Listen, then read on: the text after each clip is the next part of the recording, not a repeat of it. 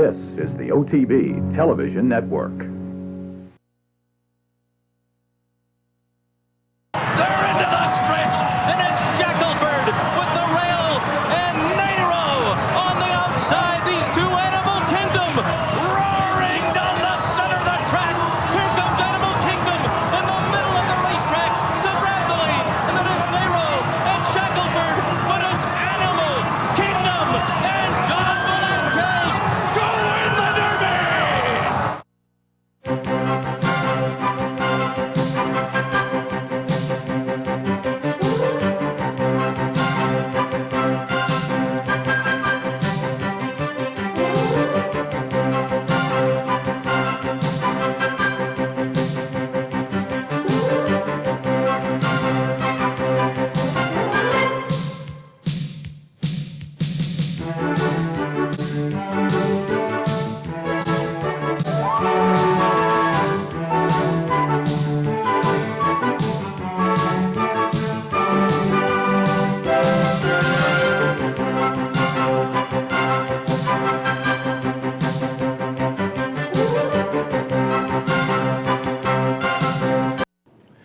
Good morning, everyone, and welcome to Down the Stretch. I'm Mark CUSANO. On this morning's show, well, the Hall of Fame has announced its class of 2011. We'll review the inductees, and then we will welcome in the one who can do an interview. Mr. Jerry Hollendorfer will join us from the West Coast. We'll take a look back at the 137th renewal of the Kentucky Derby, look ahead to next Saturday's Preakness.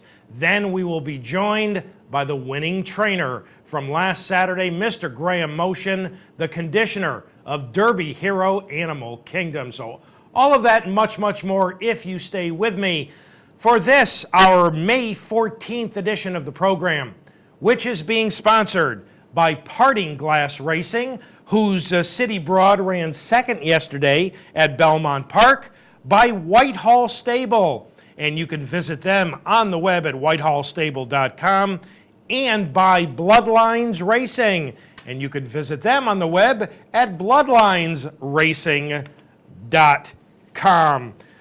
Again, welcome to this, our post-Kentucky Derby show, and we've got a good one for you. Graham Motion a bit later on, and Hall of Famer Jerry Hollendorfer in just a few moments. But first, a programming note concerning next Saturday's show. The Preakness Day edition of Down the Stretch, Saturday, May 21st, will begin at 9 a.m. So next Saturday's edition of Down the Stretch, 1 hour earlier, beginning at 9 a.m. We begin this morning's show on a sad note. 24-year-old jockey Michael Bays was found dead in his vehicle on Tuesday afternoon in the stable area at Churchill Downs. A former leading rider at Del Mar, Hollywood, and Arlington, Bays had been finding it increasingly more difficult to obtain mounts lately. In fact, I believe he hadn't ridden a single horse at the current Churchill meet. The results of an autopsy were inconclusive, although police have said foul play is not suspected. Michael Bays dead at the age of 24. Dominic Imprescio, trained multiple Grade 1 winner Timely Rider, died last Sunday in his South Florida home. Imprescio, who won training titles at Hialeah and Calder in the early 1980s, won the 81 Hopeful and Champaign with Timely Rider, as well as the 82 Flamingo and Florida Derby. Dominic Imprescio was 93. Trainer Jeff Mullins has been suspended 70 days by the California Horse Racing Board. The suspension, which begins on June 1st, was actually for a 2006 medication violation. Mullins, who has had multiple medication violations, will be forced to give up his stalls in California during the suspension. And the hearing for trainer Rick Dutrow before the New York State Racing and Wagering Board has again been rescheduled. Originally scheduled for March and delayed by request of Dutrow's attorney to mid-May, the hearing, which could result in Dutrow losing his license, here in New York will now be held on June 1st and 2nd, right here in Schenectady. It appears that the state of New Jersey is out of the horse racing business, as both Monmouth Park and the Meadowlands will be run by private investors beginning on June 1st. Morris Bailey will take over the Monmouth situation under a 5-year lease, while Jeff Gurl will lease the Meadowlands standard-bred meet. Evening Jewel, the winner of the 2010 Ashland, along with 5 other stakes, has been retired, according to her trainer, Jim Cassidy. Evening Jewel, who finished 6th in her final start in last Saturday's Yamana Distaff, won 7 of 19 races and $1.2 million lifetime. Black Caviar, the Australian sensation, won her 13th straight without a defeat last night in Brisbane. She is a sprinter and obviously a very, very talented one. Got a race to take a look back at.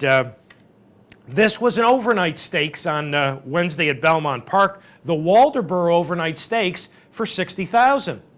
Sometimes $60,000 can get you quite a bit. It featured multiple graded stakes winner DeFunny Bone, as well as stakes winners Trap Shot and Rule by Night, the latter two both making their 2011 debuts. In the end, it would be Trap Shot number 5, currently 3rd on the outside in the Millhouse White, Red, and Black, and last seen being soundly beaten as the favorite in the 2010 Travers, who would outgame DeFunny Bone just inside of him in the white and green silks to make a triumphant return.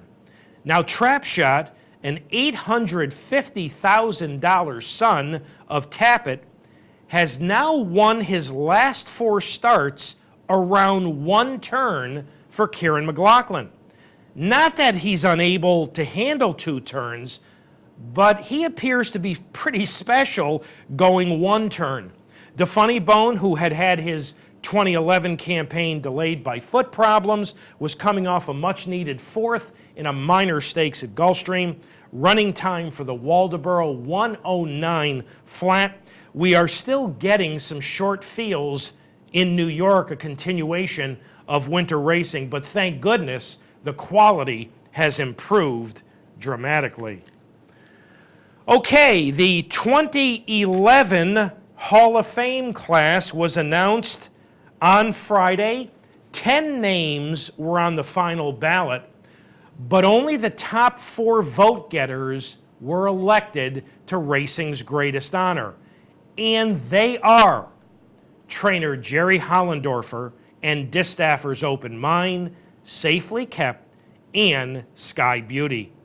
The 65-year-old Hollendorfer has been the dominant trainer in Northern California for decades, having won the training title at every major Bay Area track from 1986 through 2008.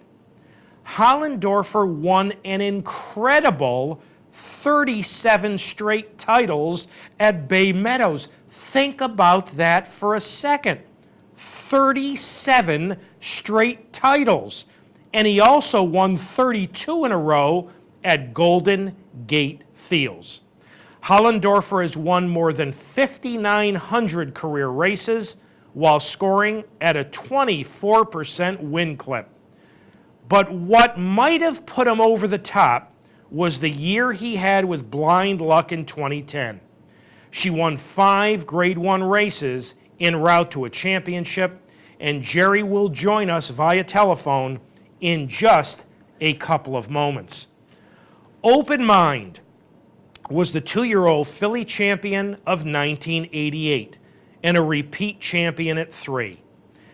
Winning 12 of 19 career races, including the New York Filly Triple Crown, as well as the Kentucky Oaks in the Alabama. Now, folks, I will tell you, I have never voted for Open Mind, and I'm going to tell you the reason why.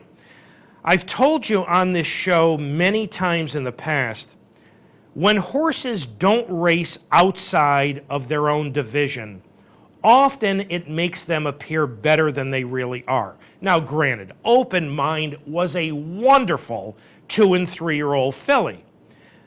But in 5 starts against her elders, she was really never terribly competitive. She finished 3rd once, she finished 5th 3 times, and she was 6th in her career finale. So she was never competitive against her elders, and to me, it's difficult to vote for a Hall of Famer who was never terribly competitive outside of their division. A filly who was competitive outside of her division against the males was Safely Kept, a wonderful sprinting filly. She won 24 of 31 career races, the biggest coming in the 1990 Breeders' Cup Sprint, where she ran great but benefited from Dejour jumping a shadow late to get beat. We also saw Safely Kept win the 1989 Test Stakes at Saratoga and won a number of races against the boys. And finally, Sky Beauty, a winner of 15 of 21 career starts, the New York Filly Triple Crown, 9 Grade 1 victories. Some called Sky Beauty the Queen of New York, as all of her victories came here in the Empire State. Her Saratoga wins included the 92 Adirondack, the 93 Alabama, as well as the 94 Gopher Wand.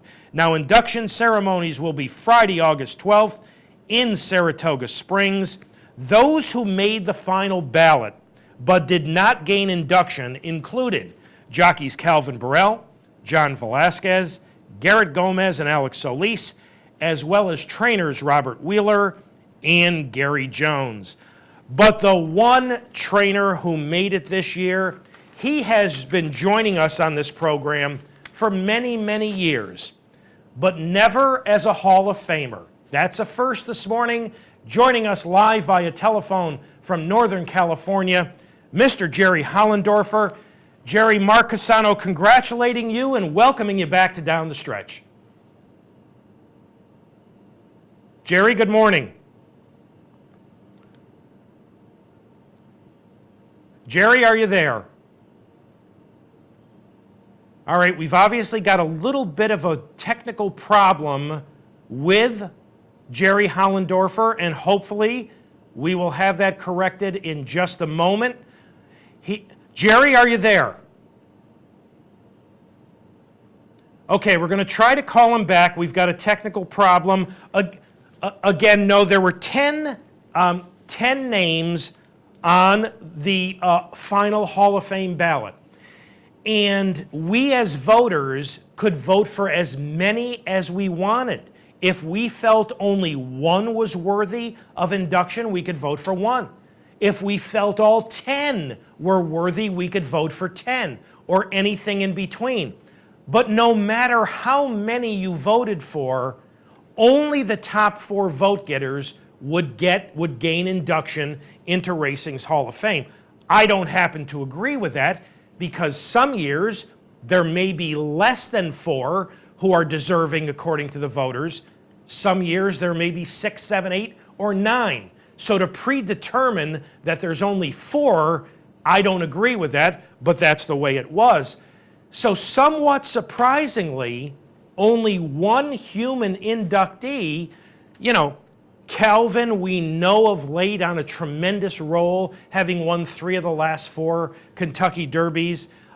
Johnny Velasquez, obviously the votes were in prior to Johnny winning this year's Kentucky Derby, but Johnny still riding in his prime, in the limelight, as is Garrett Gomez.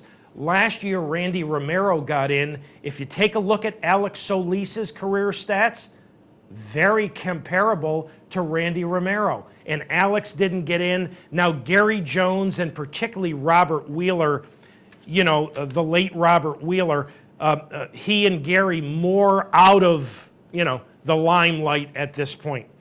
So what we're going to do now is we're going to take a break and hopefully be able to reconnect with Jerry Hollendorfer when we return. So we'll be back with Jerry Hollendorfer from California right after these messages.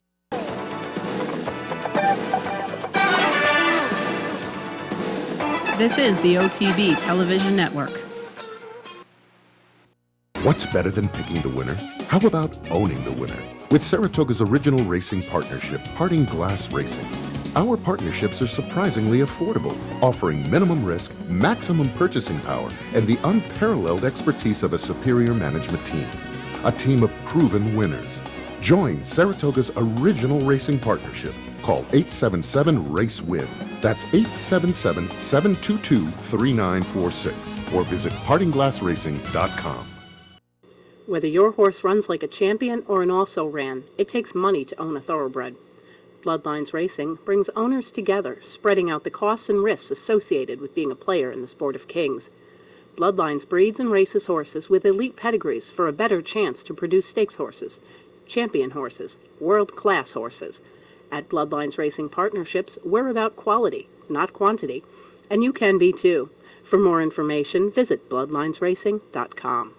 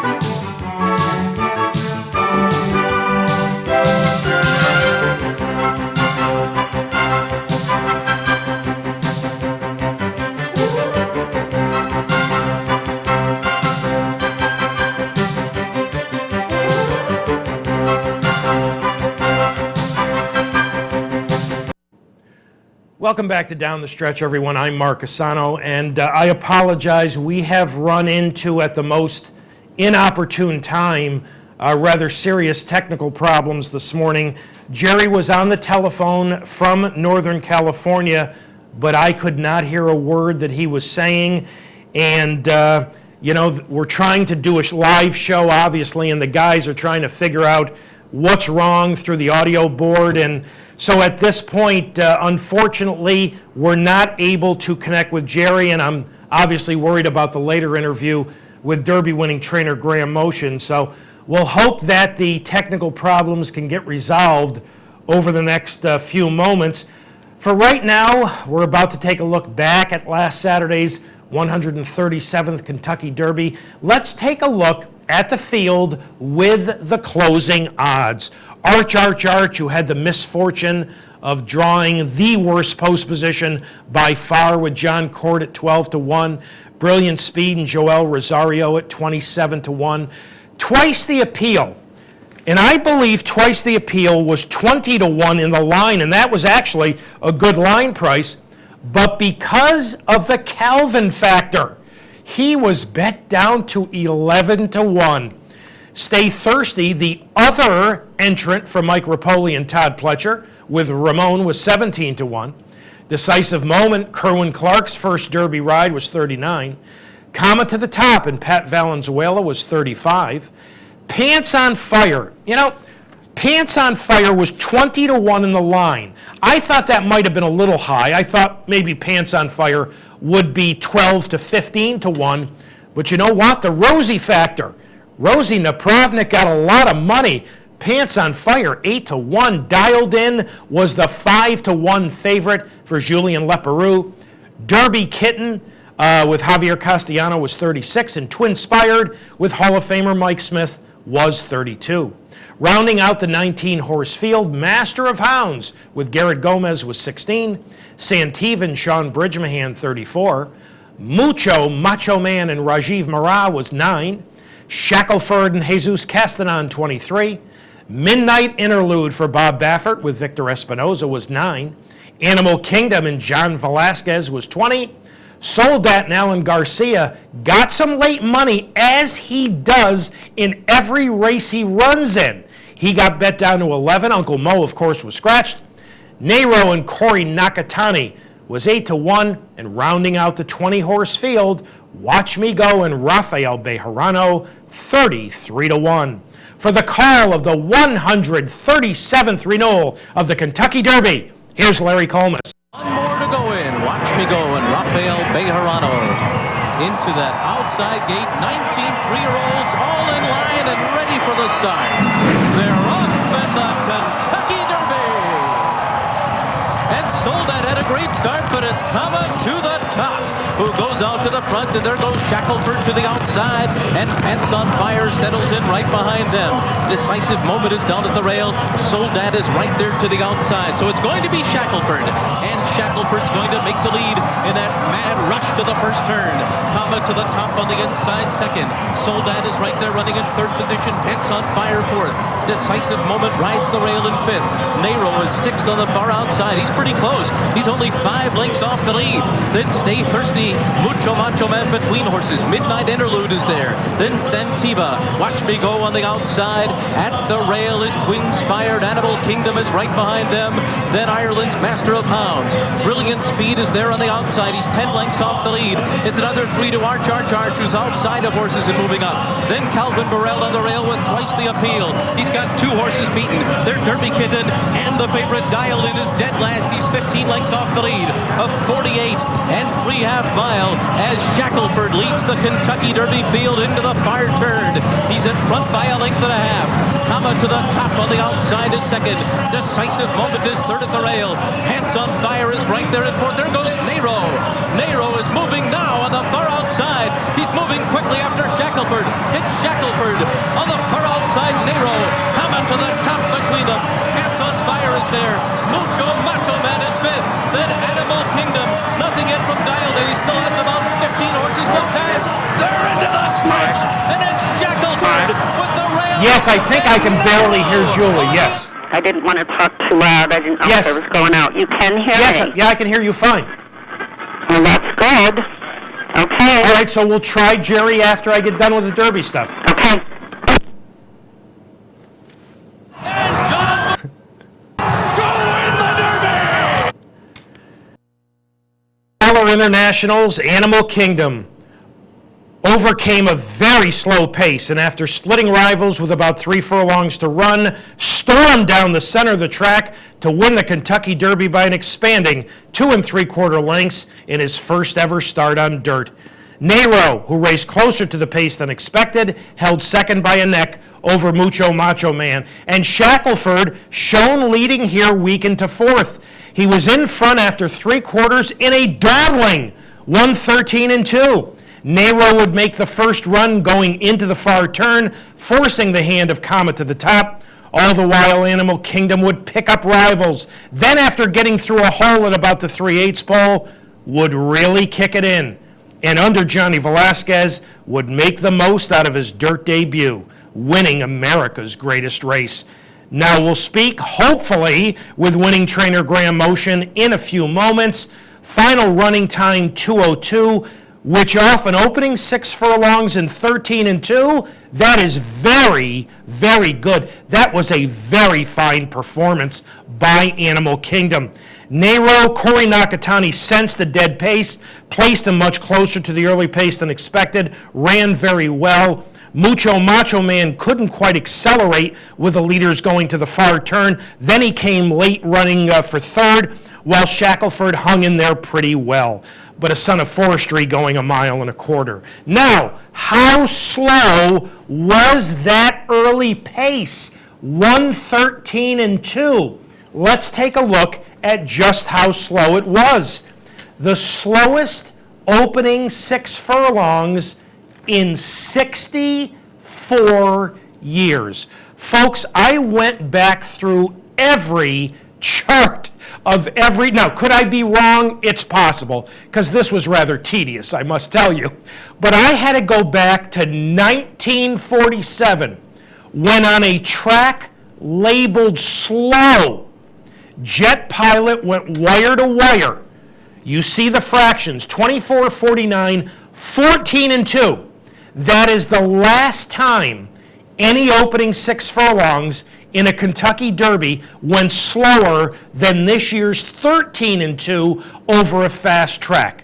Now, if you watched last week's show, we had Butch Lair on, and Butch talked about, in all likelihood, not pouring a great deal of water on that racetrack because they had had 20 or 30 inches of rain, and they were expecting some more rain during the day. Well, they didn't get much more rain.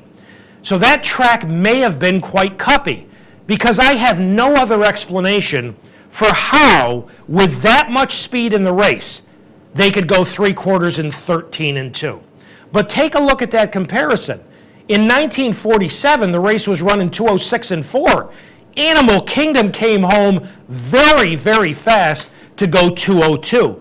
In fact, the last half mile of this year's Derby was 48-3, and obviously Animal Kingdom came from well off the pace. The final quarter was 24-3. That is very, very solid. But it's been 64 years since a Derby had an opening 3/4 run that slowly. Now, congratulations to all of the connections of Animal Kingdom. And again, if we can overcome those serious technical problems, we'll hope to talk to Graham Motion in a few moments. But congratulations to Barry Irwin, the head of Team Valor. Unfortunately, in the moments immediately following Animal Kingdom's victory, Barry was asked by NBC's Bob Newmeyer, why did you move all your horses to Graham Motion? And Irwin basically set off a firestorm by answering, and I quote, "I was tired of trainers lying to me, and I wanted a guy who would tell me the truth," end quote. Now, obviously, Barry had a right to say that if he felt it, and he's gone on record as saying that the statement was true. He's also gone on record as saying that the timing wasn't very good, and certainly it wasn't. It reminded me a little bit of that initial interview that Chip Woolley did right after Mind That Bird won. Now, Irwin has always been outspoken, and this time, like all of us have done from time to time, he said something where he spoke first and thought later. Now, Barry made the decision to replace Robbie Alvarado, who had been injured on Wednesday with Johnny Velasquez. And Barry said since Alvarado did not ride on Friday, Alvarado actually sat out both Thursday and Friday. And Barry said when Robbie didn't ride on Friday, he needed to replace him. But both Barry Irwin and John Velasquez have given Robbie Alvarado financially a portion of the winnings. And congratulations to Johnny Velasquez on winning his first Kentucky Derby. The regular rider, of course, for Uncle Mo, who came out officially on Friday, but Johnny knew that Uncle Mo wasn't going to run on Thursday. He had to have a series of things go for him to get aboard Animal Kingdom. And the one thing people are forgetting is, Alan Garcia rode Animal Kingdom to a win in the Spiral. Well, Alan Garcia chose Soldat over Animal Kingdom, and then Robbie Alvarado had to incur that injury and been replaced. So Johnny with a roundabout way of winning his first Kentucky Derby, but he'll certainly take it. And when Johnny won the Belmont aboard Rags to Riches, those were some unusual circumstances as well. That year, Todd wasn't going to run her. So Garrett Gomez, her regular rider, took off her and went to Hardspun. Well, Todd changed his mind at the last minute.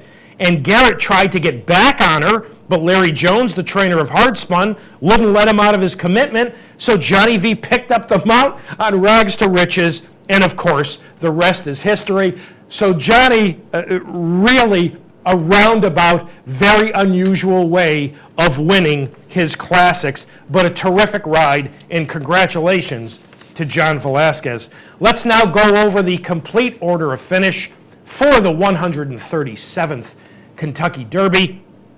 Animal Kingdom scoring by an expanding 2 3/4 lengths over Nehra, who I thought ran exceptionally well, and a good job by Corey Nakatani, sensing that the pace was dead and putting this colt much closer to the early pace than any of us expected. Mucho Macho Man, as I said earlier, coming off a 6-week layoff, he couldn't accelerate with the leaders going to the far turn, but he did some running late down through the lane under Rajiv to finish third. Shackelford, a son of forestry, that doesn't scream I'm going to get 1.25 miles. And I thought Shackelford ran very well. Of course, he was able to control a 13-2 pace, but he hung in there to finish fourth. Master of Hounds, who I felt was ill-prepared for this race. And when I say that, folks, I mean that he had had one race in 6 months. And it was a last-minute decision to come for the Kentucky Derby. You can't win the Kentucky Derby with one race in 6 months. Come on, that's kind of ridiculous. He ran very well through the lane to finish fifth. Santiva, who I felt could outrun his odds, I guess you could say he did. He was 34-70-1, and he finished sixth. Brilliant Speed was seventh, dialed in. My top choice, and the 5-1 favorite in the race, was never a factor. Now, we all know that Dialed In is a one-run late closer. And when the early fractions are very fast, as they were in the Holy Bull and the Florida Derby, you expect them to lag well behind and come running. Well, they went 113-2, and he was beating 100 going down the backstretch. I have absolutely no idea what happened, no explanation. He did some running to finish eighth, but never a factor. Pants on Fire finished ninth. He bled rather badly through the Lasix. Twice the Appeal and Calvin. Soldat and Alan Garcia were 11th. Stay Thirsty was 12th. Derby Kitten 13th. Decisive Moment. Arch. What a terrible, terrible ending to this colt's career, as he got hurt quite badly. He was vanned off. He had a non-displaced condylar fracture to his left foreleg. Fortunately, he's going to be okay health-wise. He has been retired. Folks, I can't tell you how brutal that inside post at Churchill Downs is. Midnight Interlude, 16th at 9-1.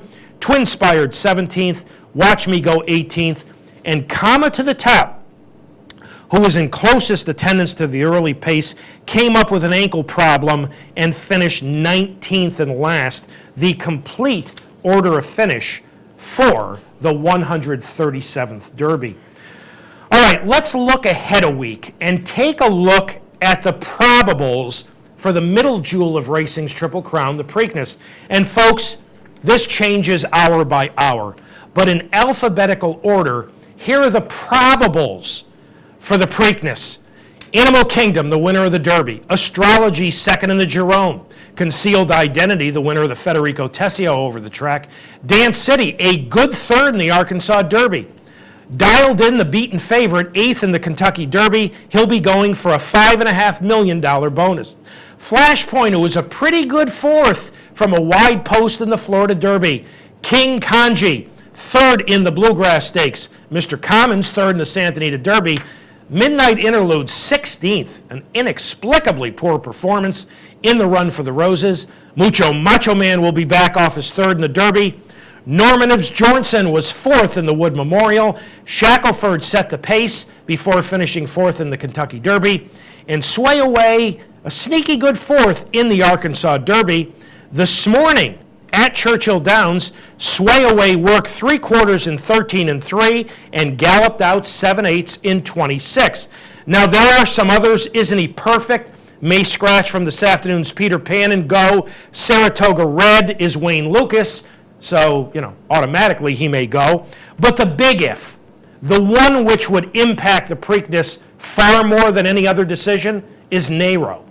Owner Ahmed Zayat, originally thinking he was going to wait for the Belmont, now on the fence a little bit. Nero's supposed to work Monday morning at Churchill. That may determine his status. Okay, we are going to try this one more time and hope that our technical problems are behind us. First guest this morning has joined us many times on this show over the years, but never as a member of Racing's Hall of Fame. Ladies and gentlemen, joining us live via telephone from Northern California, the newest Hall of Famer, Mr. Jerry Hollendorfer. Jerry, Mark CUSANO welcoming you back to Down the Stretch. Thanks. I'm happy to be here. Well, Jerry, I'm very, very happy that I can hear you, first of all, and thank you for hanging with us. Jerry, how does Hall of Famer Jerry Hollendorfer sound to you? It's an honor and a pleasure to be put in the Hall of Fame with so many others that I've known and watched throughout the years. So it's a great honor. I'm very, very pleased to have made it in there. Jerry, what was your reaction when you got the phone call earlier this week? Just, I was happy. I was totally happy to be nominated, and then I didn't know if the writers would vote for me or not, but apparently they didn't, so I was very, very pleased to get in. Jerry, is this something you've thought a lot about in the past? I mean, has it been somewhat disappointing for you that you hadn't gotten in earlier? No, I'll tell you, myself and most trainers, I think, concentrate on what they're doing on a daily basis, and we have so many things to deal with. There's not much time to think about these things, and I didn't give it much thought. Of course, anybody would want to be elected to the Hall of Fame, so I'm no different than anybody else. So I was very happy to get elected, but I didn't give it a lot of thought. Jerry, how much do you think the success last year with champion Blind Luck had to do with this? You think she put you over the top? I think that probably had something to do with it. Perhaps bringing Blind Luck on the road and running her at Churchill and Saratoga. I think that people saw, at least that our stable wasn't afraid to take chances and try to run against the very best. Well, Jerry, let's talk about Blind Luck for a few moments. And as our audience watches her last start, the La Troyenne, and she'll be last at the top of the screen after stumbling very badly at the start. Jerry, talk about this performance, if you would. Well, when I was watching it at Churchill, I didn't realize. I knew that she got away from there poorly and stumbled a little, but I didn't realize until I actually saw the picture in the form that she really went down to her nose. And then, Garrett was so busy riding races that day, I didn't really have a chance to talk to him whole lot after the race. She did lose her left front shoe and ran that way, but luckily we didn't grab a quarter and have to deal with that. So she won't miss much training at all, and hasn't missed any. So, as far as the race goes, she recovered nicely, and Garrett never lost his cool, and that allowed her to track those front runners, and then eventually get outside and come down the lane and run down a very good filly of Billy Mott's. So, it was a good performance, and our stable needed that, and she needed it to get back on track. So it was very satisfying, the end result. Yeah, you mentioned getting back on track. Jerry, she had come into that race off 5 runner-up finishes in a row. She appeared to be running very, very hard. Was it getting a little frustrating to have her run well and get beat? No, and the reason is because, we never lost any confidence in this filly or her ability, because she's never changed much and has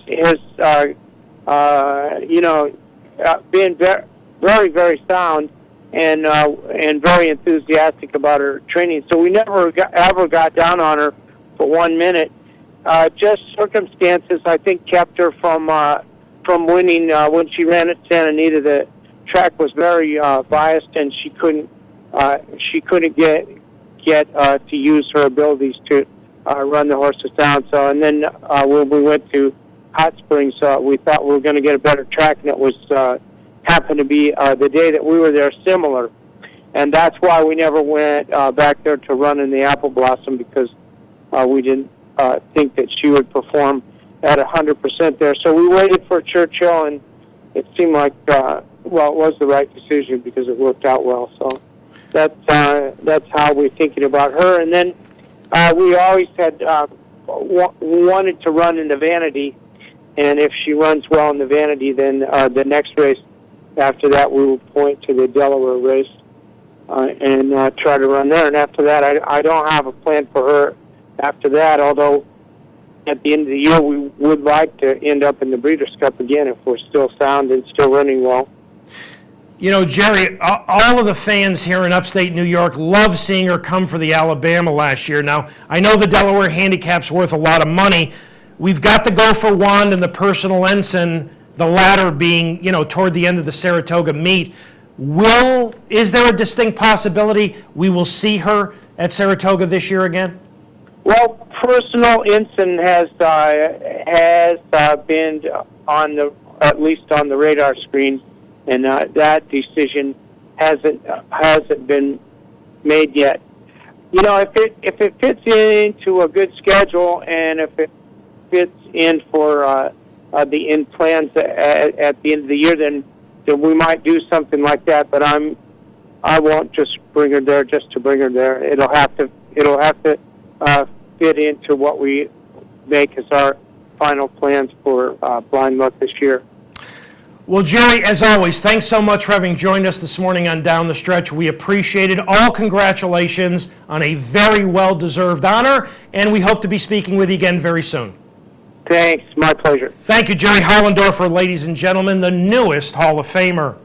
All right, want to thank one of this morning's sponsors, Bloodlines Racing, for their sponsorship, and you can visit Bloodlines Racing on the web at bloodlinesracing.com. All right, we are up to our final break on this May 14th edition of the program, and hopefully and thankfully the technical problems behind us. So after the final break, back with Derby winning trainer Graham Motion. So I'll be back right after these messages. This is the OTB Television Network. What's better than picking the winner? How about owning the winner? With Saratoga's original racing partnership, Harding Glass Racing. Our partnerships are surprisingly affordable, offering minimum risk, maximum purchasing power, and the unparalleled expertise of a superior management team. A team of proven winners. Join Saratoga's original racing partnership. Call 877-RACE-WIN. That's 877-722-3946 or visit partingglassracing.com. Whether your horse runs like a champion or an also-ran, it takes money to own a thoroughbred. Bloodlines Racing brings owners together, spreading out the costs and risks associated with being a player in the sport of kings. Bloodlines breeds and races horses with elite pedigrees for a better chance to produce stakes horses, champion horses, world-class horses. At Bloodlines Racing Partnerships, we're about quality, not quantity, and you can be too. For more information, visit bloodlinesracing.com.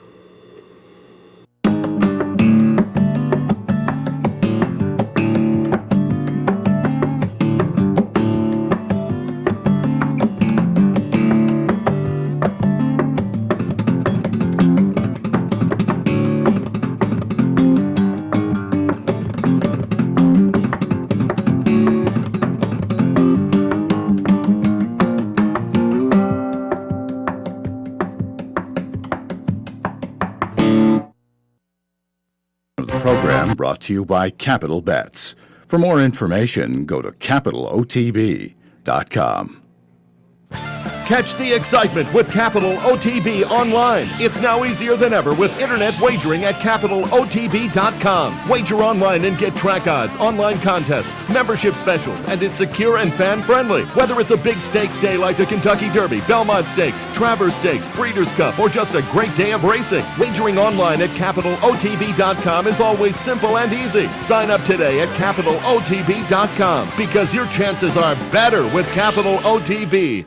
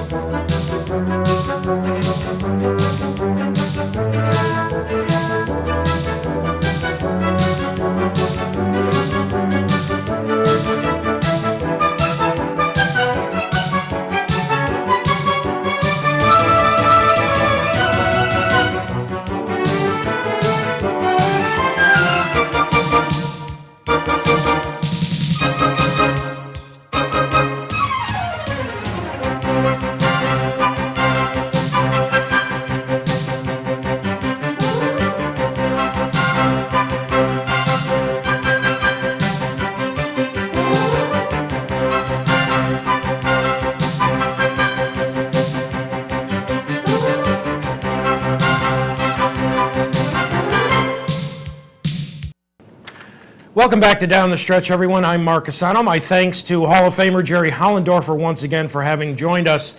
Our final guest this morning, he is a gentleman who has been on this show for years, joining us to talk about his multitude of stakes winners, his Breeders' Cup winners like Better Talk Now and Shared Account. But he joins us for the first time this morning as a Kentucky Derby winning trainer. Ladies and gentlemen, live via telephone from Fair Hill, the conditioner of Animal Kingdom, Mr. Graham Motion. Graham, Mark CUSANO, welcoming you back to Down the Stretch, and congratulations. Hi, Mark. Good morning to you. Graham, winning, let's see, Kentucky Derby winning trainer Graham Motion. That's got kind of a nice ring to it, doesn't it?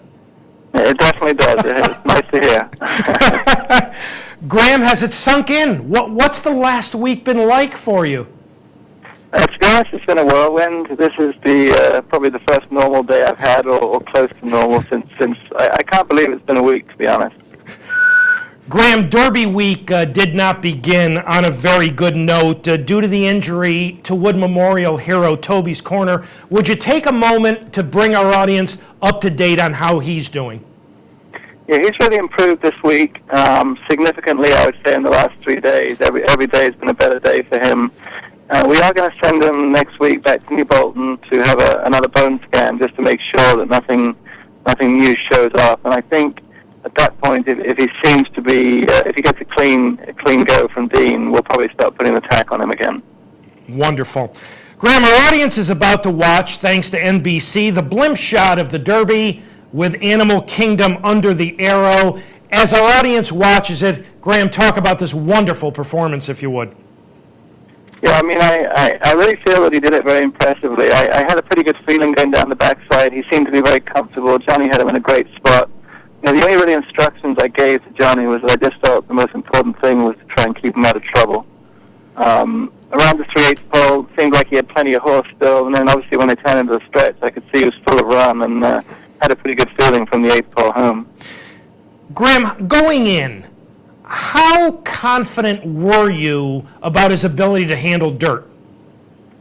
You know, I felt about as good about it as I could. You know, he had that really good workout the week before, but there's always that little window in your mind that you just don't know for sure that's going to carry over to the afternoon. I've had some nice turf horses breeze really well on the dirt, but for whatever reason, they just don't handle it in the afternoon. So, you know, I certainly felt good about it. Could I have predicted him winning? No, I don't think so. Graham, did that 13 breeze a week earlier over the dirt, did that get him into the Derby? I mean, had he not worked so well that day, might you have passed the race? Oh, definitely. You know, Barry and I, we'd spoken about it on several occasions, and, you know, originally we'd planned on breezing him twice at Churchill, but the weather was so lousy in Louisville that month, really. We never got a chance to do it. So it really came down to that one breeze, and I was about as nervous about watching that breeze as I am about any race I've ever run in. Well, in the overhead shot, we just watched he and Johnny split rivals at about the 3/8 pole and then set sail for the leaders. Graham, tell our audience what emotions are going through your mind as you're watching that last 3/8 of a mile. I was pretty numb, I think, to be honest. It was hard to take it all in. You know, all I remember thinking really is the last 8th of a mile that I was praying nobody would come and get him. I think that would have been a really cruel twist of fate to have, you know, to be nailed in those last few jumps, as I've seen happen to people before. So, I mean, the walk down to the winner's circle was extraordinary, really, hard to take it all in, to be honest. Graham, how did Animal Kingdom come out of the race? How's he doing? He seems great. You know, he got up a mile this morning. He really hasn't missed a meal since he ran, which is pretty unusual, I think. His weight's terrific. He's really maintained his weight. You know, right now, from what I can see, he seems as good as I could possibly hope him to be. Graham, what will be his training schedule over the last week heading into the Preakness? Yeah, we'll probably gallop him a mile again tomorrow, and then on Monday, I would imagine I'll pick it up and maybe start doing a little more with him. You know, I feel like the horse is very fit. It's really just about keeping him happy, you know, keeping him sound, and just getting him to the race in the best possible shape. I very much doubt that we'll breeze him. I just don't feel like he really needs it at this point. He might have a couple of strong gallops. And when will you likely ship into Pimlico?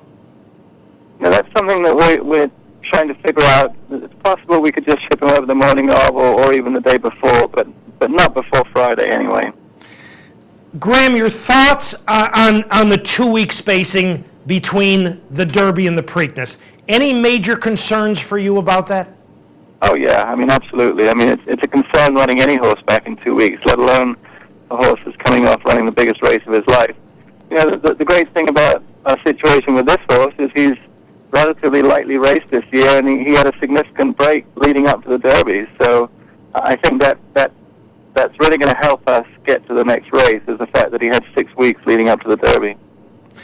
Graham, could you take a moment to tell our audience how difficult was that call to Robbie Alvarado for you to make? Just give us an idea a little bit about what went into that phone call.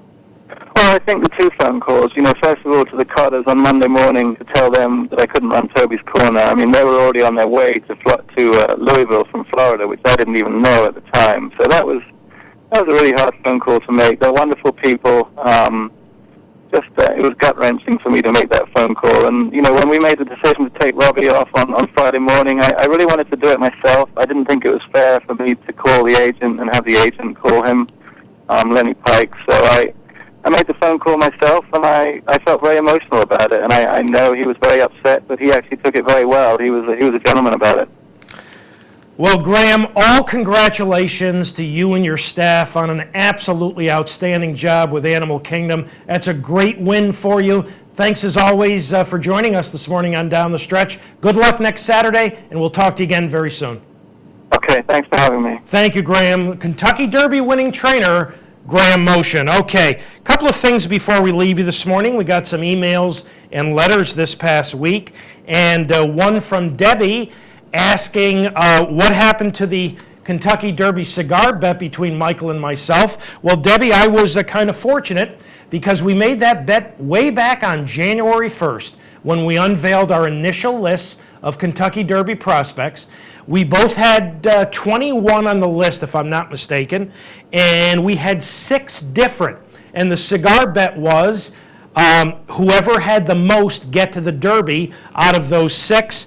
And I said on that show, we'll be lucky to get one, and I got one Mucho Macho Man, so I will be traveling to Saratoga very soon to pick up that cigar. From Scott. Scott asking about the possibility of bringing on some area journalists as guest co-hosts to do the show with me. Well, Scott, I don't know if this is great minds thinking along the same lines, but we're in the process right now. I'm in the process of contacting about a half a dozen area journalists to see if they would be interested in doing this. This is a little bit tricky because they've got to send me their schedules, and for those of you who haven't yet sent me your schedule, probably a pretty good time to do that.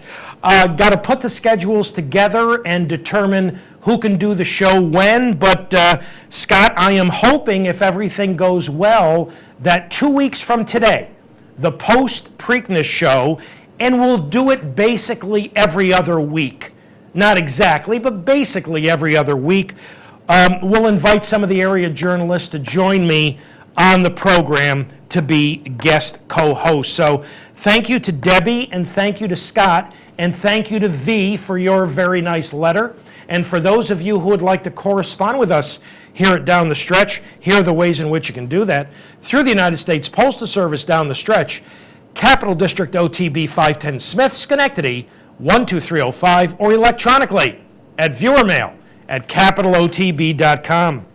A reminder about next week's Preakness Day show. The Preakness Day edition of Down the Stretch, Saturday, May 21st, will begin 1 hour earlier. We will do 1 hour from 9 until 10. First post for the Preakness Day card at Pimlico, according to the Pimlico website, is 10:45. So we will go 9 to 10. We hope to have a couple of guests for you from Pimlico that morning. We spoke to Jeff Bondi, the trainer of Sway Away, this morning. Hopefully Jeff will be able to do it. Hopefully Kathy Riffo, the conditioner of Mucho Macho Man, will be able to do it. So we'll spend the first half of the show with a couple of interviews with Preakness trainers. Then I'll go over the field for the 136th Preakness. So that's 1 hour earlier next week at 9 o'clock. Time to thank all the sponsors from this week's show. Parting Glass Racing, and again, congratulations on a fine second with City Broad yesterday at Belmont Park. You can visit Parting Glass on the web at partingglassracing.com. And thanks to Whitehall Stable. Thanks to Jim Pippo and the folks at Whitehall Stable. And you can visit them on the web at whitehallstable.com, as well as the folks in Vermont at Bloodlines Racing at 802-436-2159 at bloodlinesracing.com. And time to thank all the folks who helped get this week's show on the air and who somehow got those very serious technical problems straightened out. Pat Peretta directed, Dan Hayes and Pete Persico. Thanks to our associate producer, Julie Hoxie, and thanks to them straightening out the technical problems, we were able to speak with Hall of Famer Jerry Hollendorfer, as well as Kentucky Derby winning trainer Graham Motion. Thanks very much to those gentlemen. As always, thanks so much to you. We appreciate it very much. You know, there's some good racing this weekend in New York. This afternoon, we've got the Peter Pan. Tomorrow, we've got the One Count. Monmouth opens today with the decathlon. Tomorrow, they'll be running the Monmouth Beach. Out at Hollywood Park, the Jim Murray Memorial today, the Laz Barrera Memorial tomorrow. So there is some good racing. Enjoy all the racing from coast to coast right here at Capitol. Have a wonderful weekend and a terrific upcoming week. And from all of us here at Down the Stretch, remember, we'll see you at 9 o'clock next Saturday.